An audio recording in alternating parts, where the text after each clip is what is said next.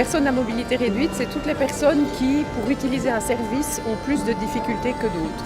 Trolls et légendes a pris en compte ces personnes à mobilité réduite et a voulu les intégrer dans le festival, leur permettre une accessibilité maximale.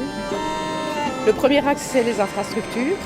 Donc dans les infrastructures, on a prévu un podium surélevé dans la salle de concert.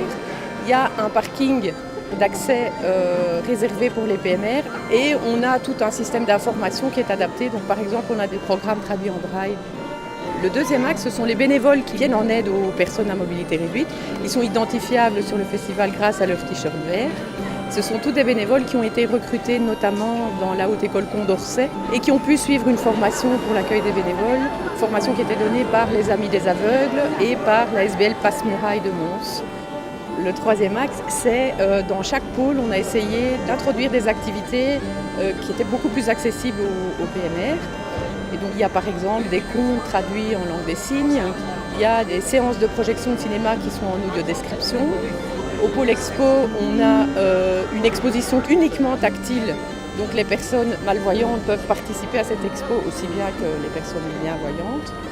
On a l'affiche du festival qui a été adaptée aussi de manière tactile avec une audio-description qui peut être téléchargée grâce à un smartphone.